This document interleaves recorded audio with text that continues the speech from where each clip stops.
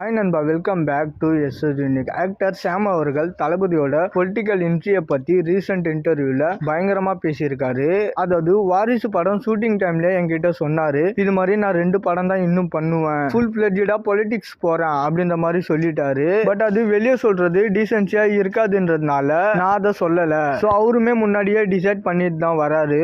And வாரிசு shooting டைம்ல நான் அவர்கிட்ட கேட்டேன், இந்த மாதிரி உங்களோட ஜர்னி, அதாவது இந்த மாதிரிலாம் நம்பர் 1 ஆகணும்னு பிளான் பண்ணி அப்படின்னு நான் கேட்டதுக்கு, அதெல்லாம் ஒண்ணுமே இல்ல, மேக்சிமம் ஜஸ்ட் ஒரு ஸ்டாண்டர்டான ஹீரோவா இருக்கணும் அப்படின்ற நோக்கத்துல நான் முன்னுக்கு வந்தேன். பட் என்னோட ஃபேன்ஸும் மக்களும் என்ன இந்த இடத்துல தூக்கி வச்சுட்டாங்க. ஸோ அதுக்கு திரும்பி ஒரு நன்றி கடனா தான் நான் பாலிடிக்ஸ்க்கு வரேன். ஏன்னா ஜஸ்ட் நிறைய பேருக்கு ஹெல்ப் பண்ணிட்டு சேரிட்டி பண்ணிட்டு நான் போயிருக்கலாம். பட் எனக்கு பெருசா நிறைய பேருக்கு நல்லது பண்ணணும், ஸோ அதனால தான் பாலிடிக்ஸ் வரேன் அப்படின்ற மாதிரி என்கிட்ட சொன்னாரு. அண்ட் ஆல்சோ தளபதி இருக்கிற இடத்துக்கு அவரு ராஜா மாதிரி வாழலாம், ஜாலியா ஃபாரின்ல இருந்து காரை இம்போர்ட் பண்ணிக்கிட்டு பிடிச்சதை பண்ணிக்கிட்டு வேர்ல்டு டூர்லாம் போயிட்டு இருக்கிற பணத்தை வச்சு அவரு ஜாலியா என்ஜாய் பண்ணலாம். ஸோ அவருக்கு பாலிடிக்ஸ் வர்றது தேவையில்லாத ஒரு விஷயம். பட் இதெல்லாம் தாண்டி புதுசா ஒரு விஷயத்துக்கு கஷ்டப்படுறேன்னு இதெல்லாம் தாண்டி அவரு வராரு அப்படின்னா அவருக்குள்ள இருக்கிற ஏதோ ஒரு ஃபோர்ஸ் தான் அவரை முந்தி தள்ளுது. ஸோ அதனால கண்டிப்பா பாலிடிக்ஸ்ல அவருக்கு ஒரு இடம் இருக்கு.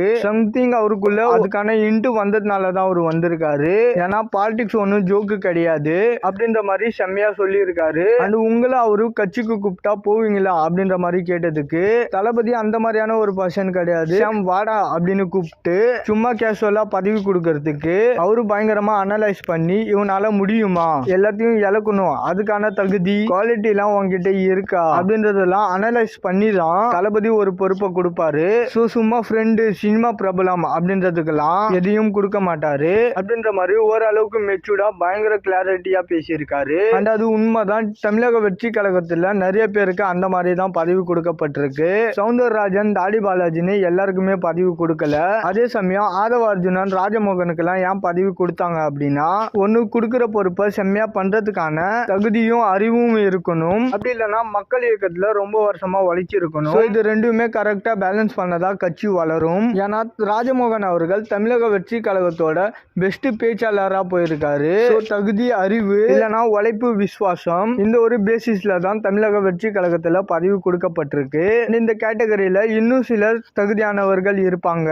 பட் நெக்ஸ்ட் டைம் அவங்களுக்கான ஒரு வாய்ப்பு கொடுக்கப்படும். ஓகே நண்பா, இதை பத்தின உங்களோட கருத்துக்களை கமெண்ட்ல சொல்லுங்க. அண்ட் இந்த மாதிரி தளபதி பத்தின அப்டேட் தெரிஞ்சுக்க மறக்காம எஸ்எஸ் யூனிக் சேனலை சப்ஸ்கிரைப் பண்ணி சப்போர்ட் பண்ணுங்க. இதோட வீடியோ முடிச்சுக்கிறேன். ஓகே, பாய்.